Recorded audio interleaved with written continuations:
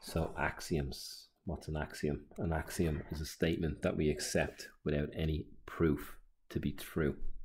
We use axioms as the basic building blocks of geometry, and in this video we're going to look at the 5 axioms.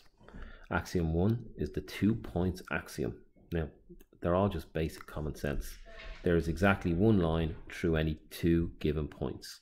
So if I draw the point B here, there's only one line that we can draw through A and B, which you can see here. Seem really straightforward? That's because it is.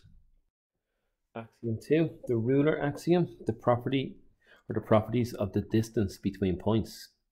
And we have the following properties. Never negative. You should know this. We can't have a negative distance, -3. A and B, the distance between A and B, the same as the distance from B to A. AB is equal to BA. Some really obvious stuff.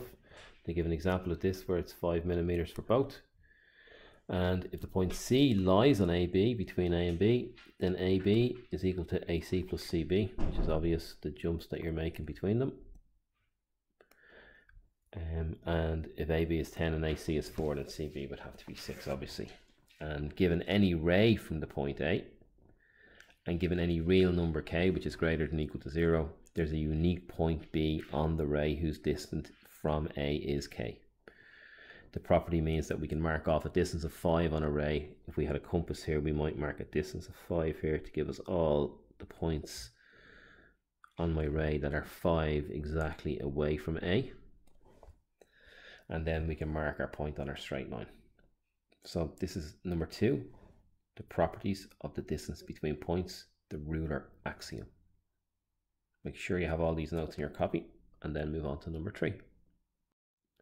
And number 3 is the protractor axiom, the properties of the degree measure of an angle. And the number of degrees in an angle is always a number between 0 and 360. As I said, this stuff is all very obvious. Straight line here, 180. You can see here between A to C or A to B, the angle of a straight line is 180. Number 1, given a ray AB and a number between 0 and 180, there's exactly one ray from A on each side of AB that makes an ordinary angle of d degrees with the ray AB. It just means that we can bisect this angle, which we're going to see later on when we're doing constructions. We're going to be looking at bisecting angles, which is what this protractor axiom is setting up. So if an angle is divided into 2 smaller angles, you can see my big angle here is 3, can be divided up into 2 and 1. What are they going to tell us? 1 plus 2 is equal to 3, or label them with letters. Really, really straightforward. Just take it into your copy. You're going to do it through questions and you're not going to have to think about it.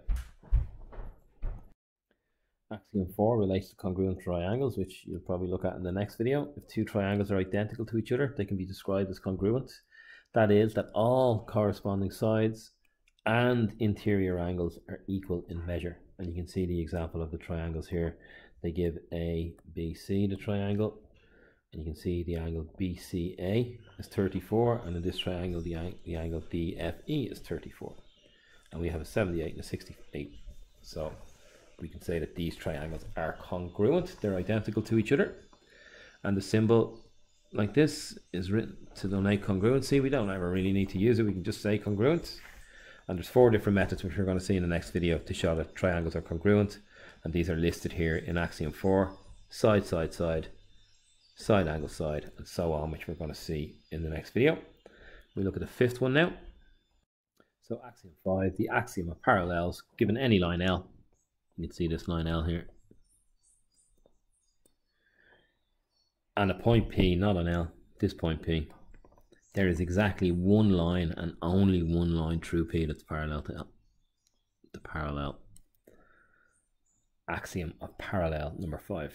And you can see it's clearly we can only draw one line through P that's parallel to L. And we could drop this down, this will be perpendicular. So there are the 5 axioms. Make sure you know the axioms. You won't have to learn them off by heart, but just knowledge in the back of your head that when you do questions, you have this assumed knowledge going forward that will help you in geometry.